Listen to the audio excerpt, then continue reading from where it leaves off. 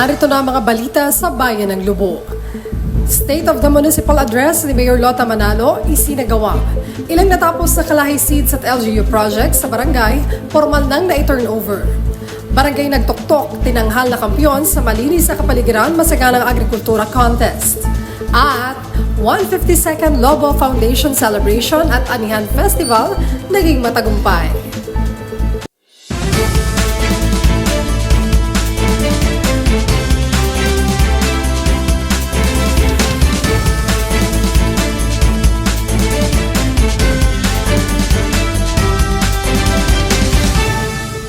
Magandang araw, Bayan ng Lubo. Welcome to Lubotang Lao TV, kung saan balitang totoo, ikaw ang panalo. Ako po si Angelique Atienza Romero, ang inyong Public Information Officer, at ito po ang September edition ng Lubotang Lao TV.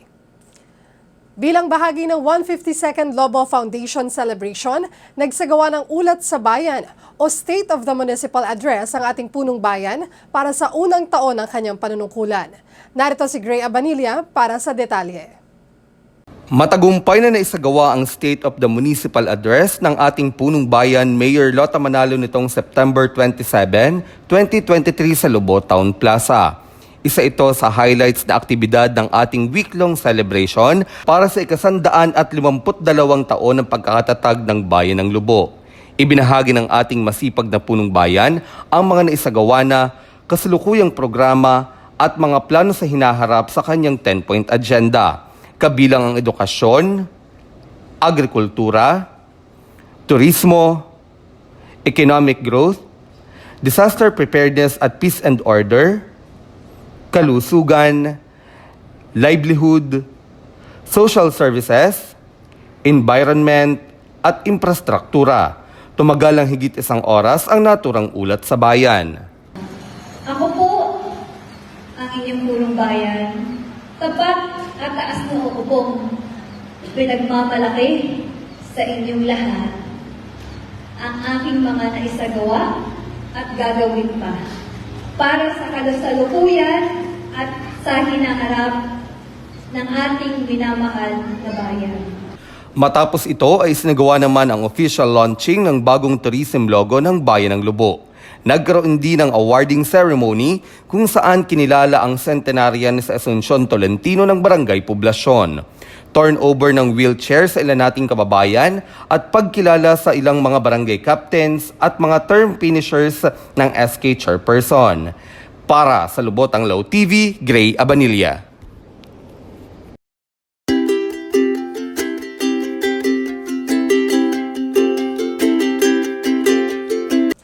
Kaugnay ng 152nd Foundation Celebration ay ang pagdiriwang ng Anihan Festival, tampok ang Festival Queen, Float Parade, Street at Ritual Dance Competition. Ang buong detalye kay Maika Makalalad. Kasabay ng selebrasyon ng ika-152 anibersaryo ng Bayan ng Lubo ang Anihan Festival Queen Coronation Night na ginanap noong September 29, 2023 sa Lubo Town Plaza. Siyam na kandidata mula sa iba't ibang parte ng probinsya ng Batangas ang naglaban-laban para sa korona.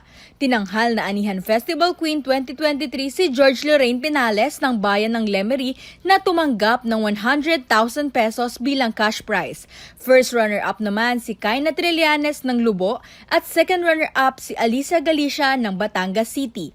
Matagumpay naman na naidaos ang Anihan Festival Ritual, Street Dance at Float Parade Competition nitong nakaraang Sabado, September 30, 2023. Tinanghal na kampiyon sa float competition ang Barangay Nagtuktok Elementary School or Farmers Association.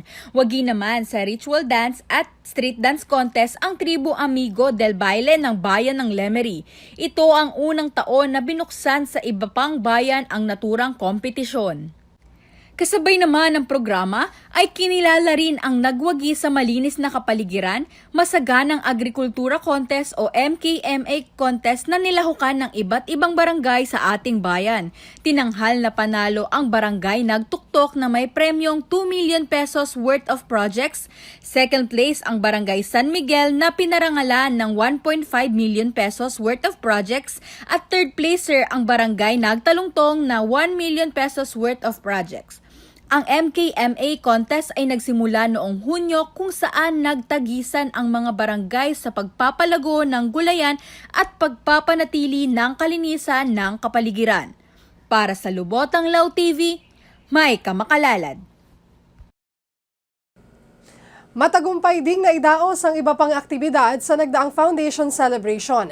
Narito po ang report mula kay Jean Ricablanca. Bukod sa Anihan Festival events, naging makulay ang iba pang aktibidad sa nagdaang 152nd Lubao Foundation Week-long celebration. Inumpisahan ito ng alay lakad noong September 26 kung saan dumalo ang iba't ibang organisasyon, barangay officials at functionaries, mga paaralan, kawani ng pamahalang bayan at non-government organizations.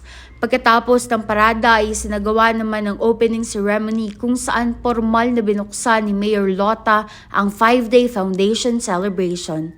Matapos ito ay sinagawa ang ribbon cutting ceremony para sa Agri-Fair kung saan itinampok ang mga agricultural produce mula sa iba't ibang barangay. Noong gabi naman ng September 26, nagkaroon ng Ballroom Dance for a Cause, isang aktibidad na layong magbigay ng pinansyal na tulong sa iba't ibang organisasyon gaya ng Senior Citizen, LGBT Lubo at Monday Group. Noon namang September 27, kinilala ang kauna-unahang Biggest Loser Grand Winner kung saan tinanghal na panalo si Mark Lester de Guzman ng Sangguniang Bayan. September 28 naman nang isinagawa ang fluvial procession sa Barangay Manalo na pinangunahan din ni Mayor Lota Manalo at parokya ni San Miguel Arcangel. Dinaluhan ito ng iba't ibang kababayan natin mula sa coastal barangays. Sa kaparehong araw din ay isinagawa natin ang libreng konsultasyon sa ating health center. Katuwang natin sa aktibidad ang Konsulta MD kung saan 46 ang nakapagpakonsulta ng libre.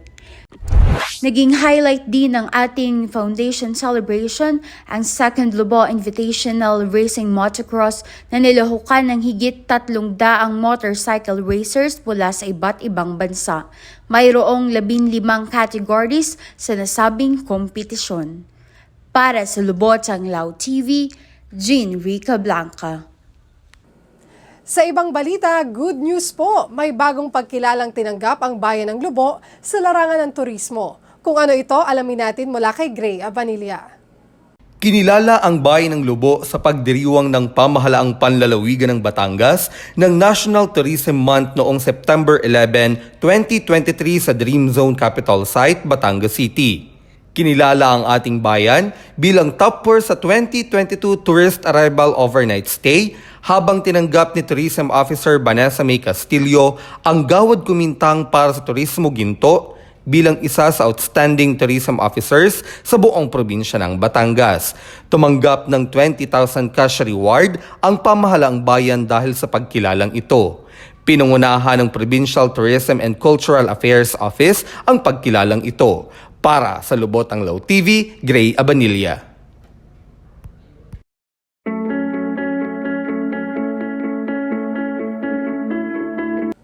Isinagawa ang turnover ceremony para sa mga natapos na proyekto ng Kalahi Seeds sa iba't ibang barangay sa ating bayan. Ang report mula kay Gilbert Makalalad. Nagsagawa ng ribbon cutting at turnover ceremony ang Kalahi Seeds para sa mga natapos na proyekto sa iba't ibang barangay sa ating bayan. Nitong Setyembre, isinagawa ang nasabing seremonya sa barangay ng Malabrigo para sa medical equipment, Kalo na may bagong health facility, Malalim na Sanog na may public address system, Nagtalungtong na may flood control project, Tayuman Farm to Market Road, Nagtuktok na may bagong concreted pathway, Lagadlarin na may drainage system at Banalo mayroon ding bagong health center. Pinangunahan ni Mayor Lota L. Manalo ang programa kung saan ay personal niyang ipinaabot ang kanyang pasasalamat sa lahat ng tumulong upang maisakatuparan ang proyekto. Ang Kalahi Seeds ay isa sa programang masidhing pinagsumikapan ng ating punong bayan, Mayor Lota Manalo at Vice Mayor Jurly Manalo upang mabigyan ng karagdagang serbisyo ang ating mga mamamayan. Para sa Lubotang Law TV, Gilbert Makalalad.